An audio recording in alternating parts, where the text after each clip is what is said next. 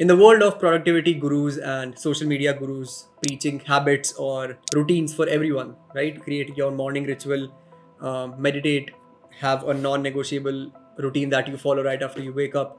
You do the Pomodoro technique, you time block, you do the 2 minute rule or the 5 minute rule, you put everything in your calendar, or you even create to do lists. Now, these are useful, but if everyone is doing these, then why aren't people getting work done? Why people are not able to do what they are supposed to do? See, there are loopholes in all of these habits. And before we even get to that part, if you are doing the same things as everyone else, if you have the same habits as everyone else, then you'll probably get the same results as everyone else. For example, if you pick Pomodoro method and you decide to watch half an episode of anime, and before you know it, you have watched it for 3 hours. These are simple loopholes that are in every single one of these techniques and habits, and people exploit it subconsciously.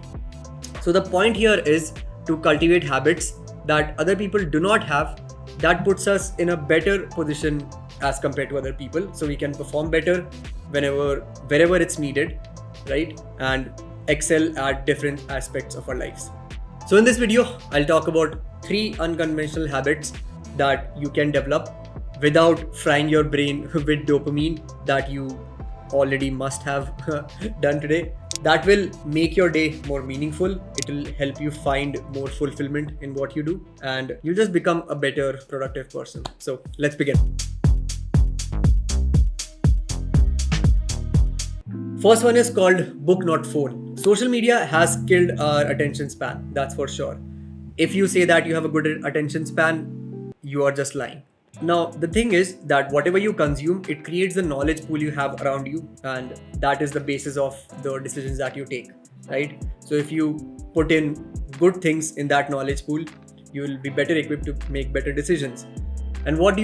You replace your phone with a book. See, with reading, you can consume the work that people have spent their lives on.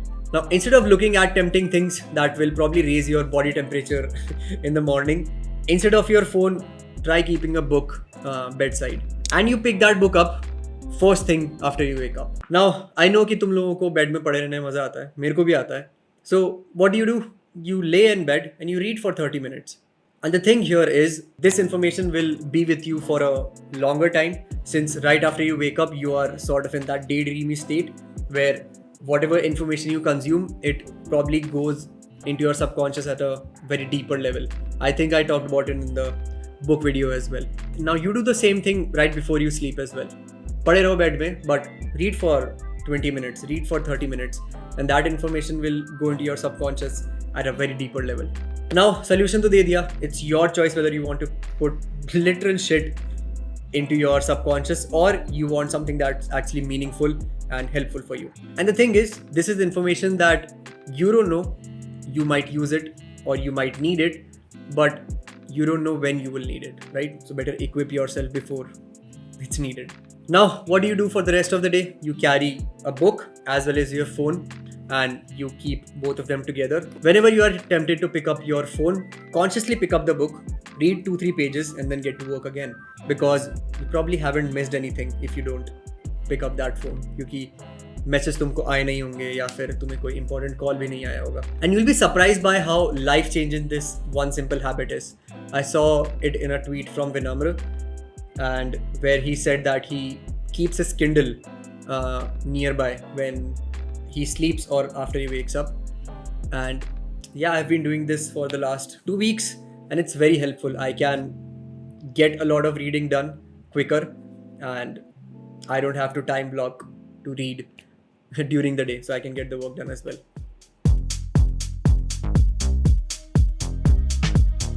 This is probably the hardest one to do, and I've noticed that this is the habit that most of the successful people have. I'm trying to cultivate it as well in a lot of aspects.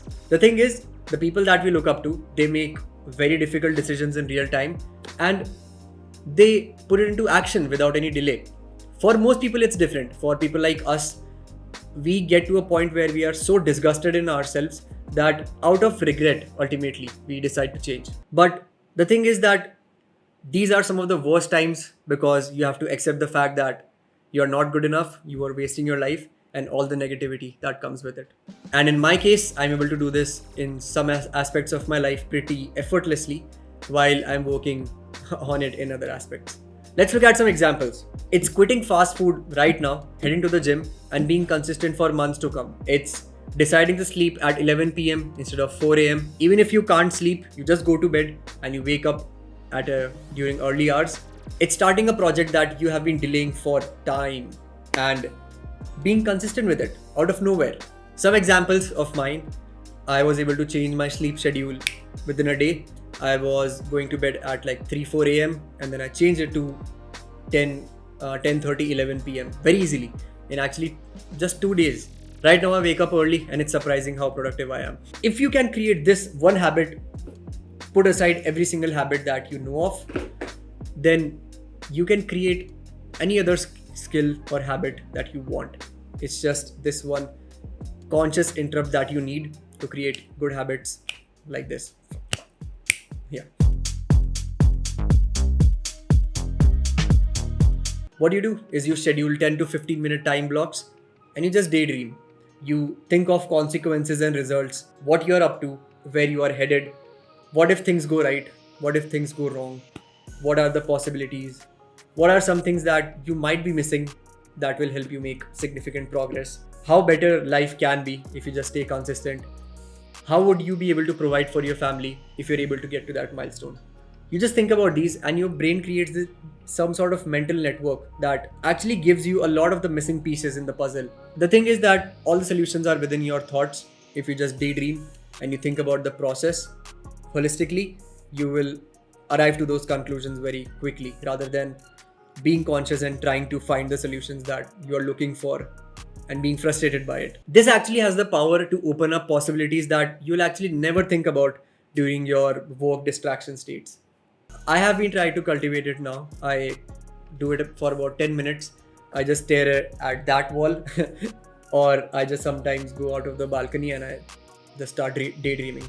And this can also be branched into something called productive procrastination. It was in Steal Like an Artist, I believe.